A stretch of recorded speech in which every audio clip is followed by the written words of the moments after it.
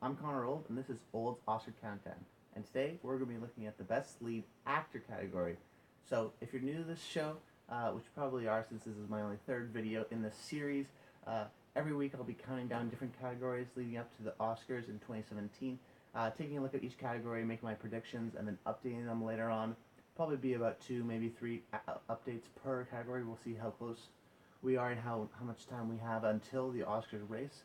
And we're going to see how much the categories change or don't change. And these are just my initial impressions. Right now I'm filming this in November, so things could totally change by the time of February when the movies are all out and things are different. But as of now, not all the movies are out, so just know that. But these are my predictions. I've not seen all these movies, but I've seen a good majority of them, and I think I have a really good instinct in terms of distincting like the buzz of certain actors and can tell and just making predictions. That's really what it is. I have a blast doing it. You guys have shown great support in the last two episodes, so thank you so much for that. Share with your friends, like, subscribe. I have a blast doing it and love hearing your guys' response, so please comment. I love hearing it. And so what we're going to do is we're going to read it off my first generation iPad, making its third appearance. And we're going to read it off with all the locks, or what I think it's going to win, and then, or be nominated at least, and then the possible ones, and then I'm going to go, after I read them all, I'm going to go into each one explaining why I think it's a lock or it's only a possible. So, first one, Casey Affleck, Manchester by the Sea. Joel Edgerton, Loving. Denzel Washington, Fences. Andrew Garfield, Hacksaw Ridge or Silence. And Tom Hanks, Sully. The possibles, Ryan Gosling in La La Land, Michael Keaton in The Founder, and Dev Patel, Lion. So let's go with the first one. The first one, which I actually think is going to win, Casey Affleck for Manchester by the Sea. I saw this movie at TIFF.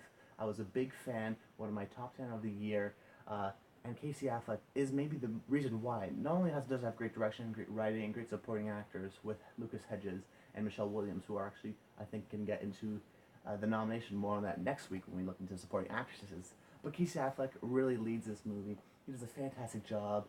Just being funny with Lucas Hedges, and then his more emotional scenes with Michelle Williams, and just the struggle that he has to go through. I also think he's going to win for this one because not only is it an amazing performance, but also he's been nominated before, and so have some of these other actors in this list, but for some reason I'm getting that vibe. You sort of hear that vibe that Casey Affleck is for sure a lock. I think this is for sure a lock for Oscar nomination, and I think it's going to win.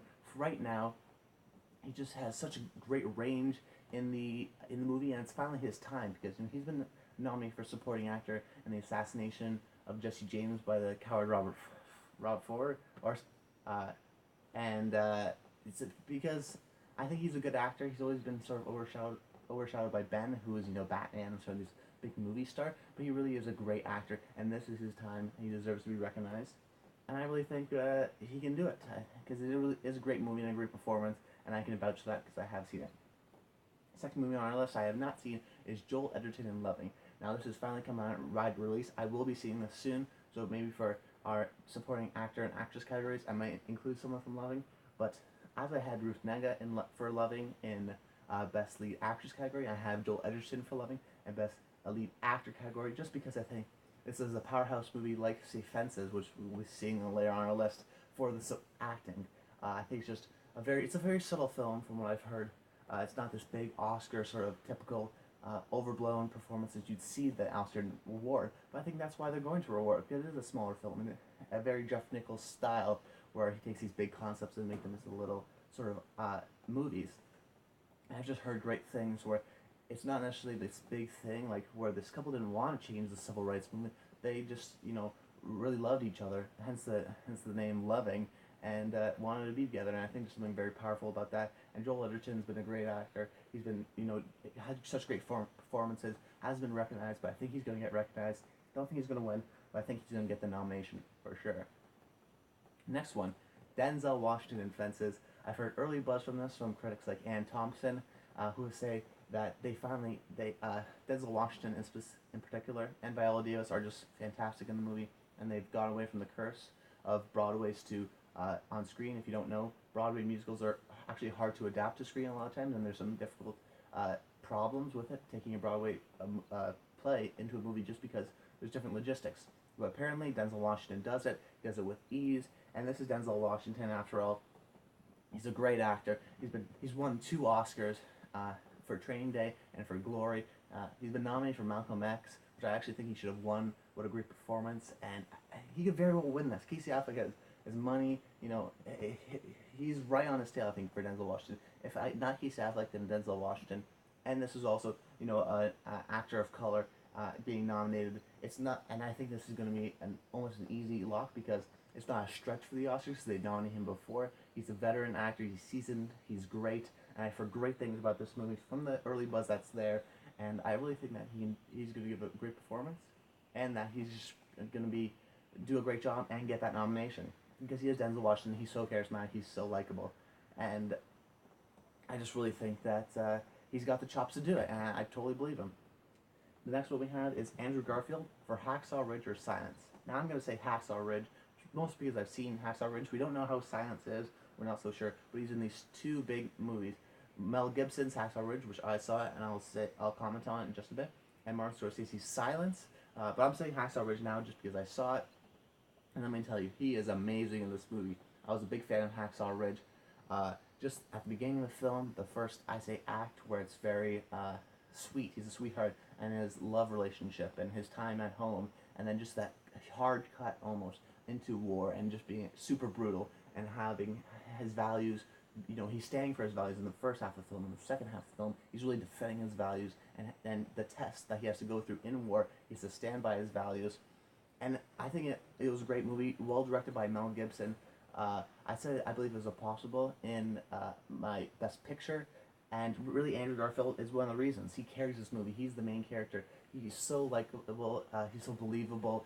He's a real life hero. You want to cheer for him. People were clapping in my theater because it was just like they were so happy and prideful for this guy because it's such a great story. It needed to be told, and Andrew Garfield is the center of it. And he, there's a great supporting cast with Vince Vaughn and Sam Worthington and Hugo Weaving, of course, who's such a great actor and needs to be in more things. But Andrew Garfield really is good in this, and if not for Hacksaw Ridge, if he's good in Silence, I think he can get it for Silence because we see with Alicia Vikander last year, one of the reasons why she won is she got it for the Danish Girl, but she was also great in Ex Machina, and she's had a really great year. I think with Andrew Garfield, he's going to have a really great year, and the Oscars are going to notice it. And then on our final one, for who I think he's going to get nominated, is Tom Hanks in Sully.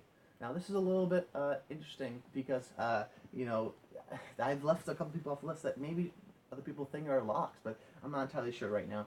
I say Tom Hanks for Sully because Clint Eastwood always surprises at the Oscars. American Sniper had like 8 nominations or something crazy like that.